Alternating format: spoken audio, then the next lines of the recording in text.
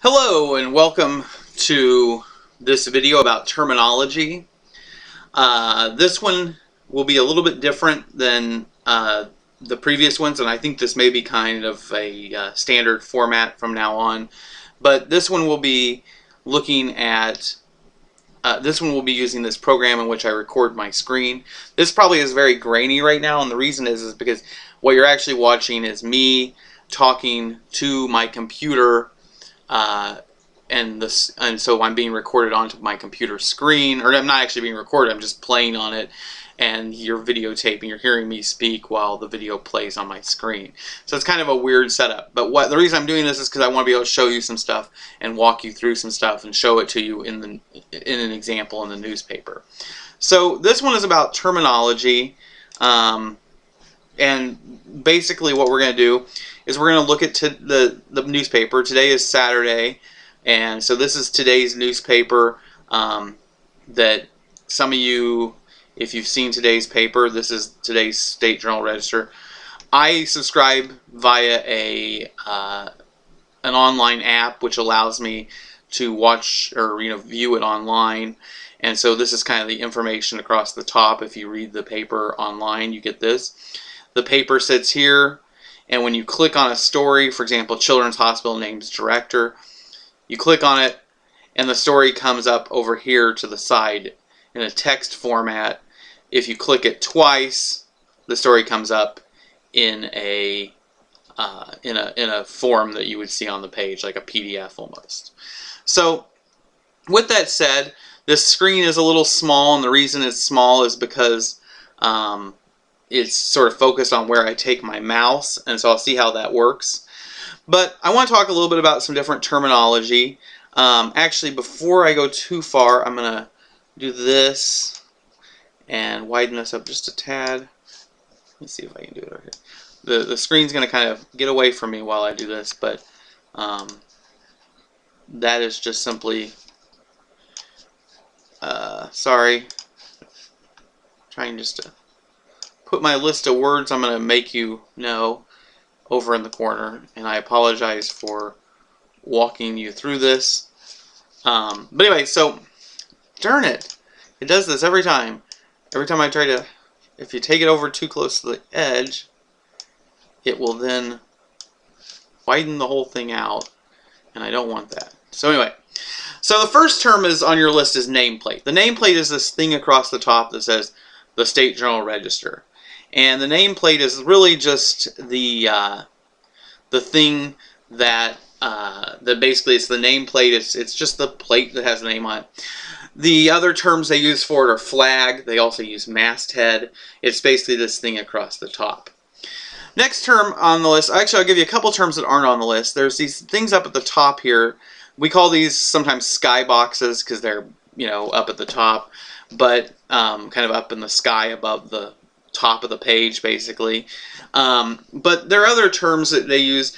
These would be what we call teasers. They're teasing stories inside. They're basically just trying to get readers as they go by to go, oh, I want to read this. Oh, look, the weather's on there. I want to see a full weather report. So they go inside. And that's all there just sort of as a marketing tool. This here on this has reverse type, which means that the type is in white and the background is where the ink will be. Nothing particularly interesting about that. There's also terms like reefer. A reefer is basically, if you come down on the page here to the bottom, there's this thing that says related story. Quinn leaves office without pinning final statement. You can read it over here, sorry. He leaves office without pinning final statement. Basically what that does is it is just referring to something in the paper. We call it a reefer. And then there's also what we call teasers. Teasers. Oh wait, that was what I was just talking about. There's also what we call promos. These are also over here along the side. These are also teasers. But a promo would be more of where you take and you're promoting something that's going to be in a future paper. For example, oh, we're going to have a story. Today is the inaugural, so tomorrow come back and read about all the inaugural coverage. Okay, so those would be things you might find from that. Now the next thing on the list is, just because it's really prominent on this page, is you see here you have these mug shots on the page. There's one down here as well. Those are really kind of there for two reasons. One is that, for example, on this one about the Attorney General, I think most of us know who Lisa Madigan is that read the paper. We know what she looks like. You know, so I mean, you know, the fact that we have her picture there, I don't know if it's necessary, but it breaks up the text. It makes this more of an appealing. And it's a statement later on, I'll move it up on my list actually, called an entry point. The idea is that there's that every story has entry points. Entry points are these things that bring you into the story. Perhaps it's the headline. Perhaps it's a photo down here, and you're going, oh, okay. Well, you know, there's a photo. There might be this little related story. People read it, and then they want to read, what's this story about? Because I'm interested in that. Those would all be examples. Over here on this, you have an entry point of a photo. You have another photo.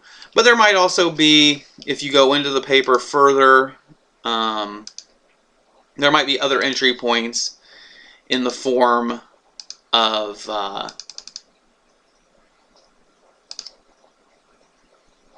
like here with this jump, there's a thing about Springfield water main breaks, how many there have been in different time periods.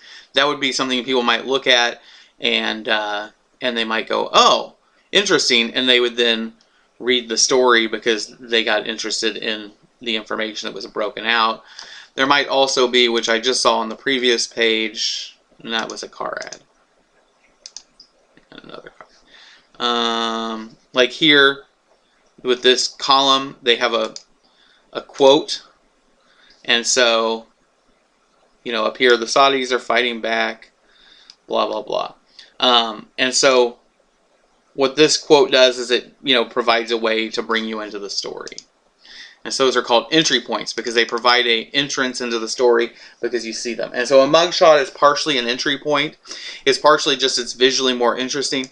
But then the mugshot also has the benefit of being on the page. And so this one's about a new nursing director, or a new head of the hospital, the children's hospital, being hired. And, you know, here's this, you know, lady. You know, some of us might be curious. You know, she's this 33-year-old registered nurse who's moved up fairly quickly. I mean, maybe, you know, you just kind of want to know what she looks like in case you see her. And it's nice to have a face with it. It's the first time we have anything about her. You might want to be able to put a face with the story. And so that's part of what that is. We call it a mugshot or a mug. The next thing is just a headline. Headline should be pretty straightforward. It's nice we refer to it as a head. But a head or headline is basically just, you know, it is what the story is about. The next term is subhead, and this one is probably more important. Here you have a headline like a cloudy future, and that, you know, it's on there. But if you click on the story and you come over here, you know, you have the a cloudy future at the top. But up here, down below it, you have this thing that says 5 things to know about Yemen's political crisis. It's just a little bit smaller. Usually it's about 18-point font, maybe 20-point font. And it's basically a little bit further. It expands on the headline. It gives you a little bit of extra information that will help you understand the story. The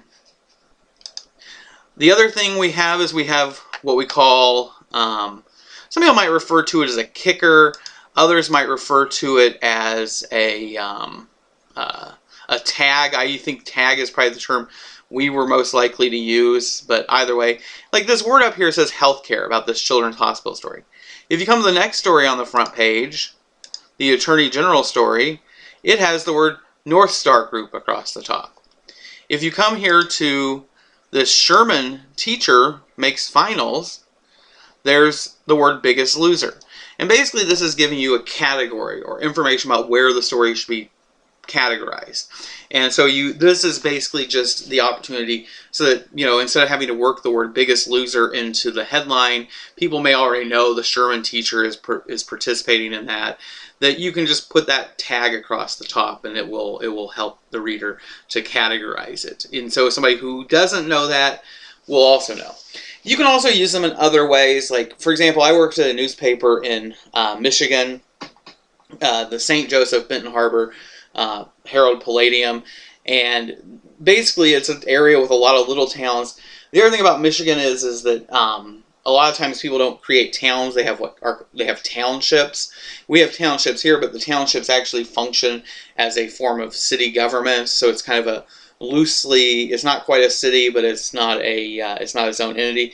But people who want to not live in the city may move out to a township, and the township will have its own police force. It'll have its own park. Sometimes it'll have its own stuff, but usually they're not the same as a city. And I don't know. I never really did figure out the full difference, but they also provide a entity of government that basically is a little bit below a city, but it is there. So the whole reason I say that is that area had maybe 30 different townships we covered and 20 different little towns. And so instead of putting on the top of every story like township passes this, city passes that, and people not knowing which township or which city, we would put the township or city name at the top. And so that would be the way we would do it. It would just provide that quick piece of key information. All right, the next thing we have is if we scan down this front page, you'll notice there's one big story here in the middle with photos and a huge headline. Compared to this Children's Hospital Names Director, is actually a bigger headline. I'm trying to figure out, the next one of the words just a couple down is lead story. A lead story is whatever is the top story of the page. And so, if you go here, like say for example, to the local page, the city and state page, this is usually the story they put across the top, has a nice big headline compared to this one over here. But that would be a,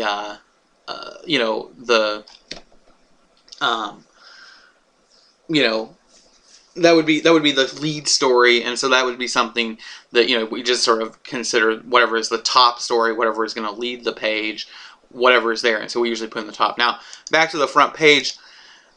The case is that I don't know which of these is probably the lead, but one of them is. But the key here though is that this middle one seems to be a bigger headline. I would actually say that the toll on infrastructure less this winter. Sorry, this brings up the headline in the box with the cursor, and so it kind of changes the view. But toll on infrastructure less harsh this winter. I would say that is probably the lead story, and it's packaged in with a bunch of photos. Package is basically just anytime you put a photo with a story, we call it a package because it's all packaged together and usually brings it out. But the other thing is we call a centerpiece is whatever that main story on the page is. A centerpiece is sort of the thing that all eyes get put on because it's this sort of center of attention, and so it's a package that also leads the page. Let's see. The other thing I wanted to mention was that we have this thing called modular. I'm just keeping an eye on my time here as I'm recording to make sure I don't go over. We have this thing called because YouTube limits me to 15 minutes. I'm going to stop this in just a second and make a second video. But we have this idea of modular. And modular is basically the idea that if you look at a page, every story is a perfect little box. And so if you come along here, like page 8 is a good example. This story's in a box. This winter is a perfect rectangle. Lottery is a perfect rectangle. Everything is a perfect little rectangle. And if I can get this small enough, if you look, here's a little rectangle. Here's a rectangle. Here's a little strip. Here's another one. Here's another one. Everything is nicely packaged in at a size that makes it easy to look at. Even like, for example, the city and state page, everything is in its own little box. Modular is this idea that we don't make things in weird shapes. Everything is rectangular or quadrilateral in shape. We don't break things up into anything other than a quadrilateral shape, a square, a triangle, or not a triangle, a square, a rectangle, something like that, where it can be basically stacked together. You could move this story right here with the package and it would work because they're both perfect little rectangles. You could take this one little column story and you could flip it over the other side of these, and you could take this bottom story and make it at the top, because it's all little boxes. It's like building with blocks with your kids. It all is all put together, and so everything should always be sort of designed with that in mind. With that said, there is the only exception would be, and I'll give you an example of this so you see what comparatively. What page was that on? I have it marked over here. Oh, it says page. It's because I can't read this. That's why I have it too small. The only exception would be, like, for example, here on this inside page, there's a little ad down here. And if you look at this mosque jump, it comes down and it kind of what we call dog leg, which means that, you know, like a dog lifts its leg. The story's coming down on the page, so it's coming down lower than we want it. But then its leg is lifted up. The legs of the story are, each column is considered a leg, and so it's sort of the leg is lifted up over the ad, and so we call it dog legging it. And a leg is just each column is considered a leg. You don't need to know those, but those are some of the terms. You know, I say this because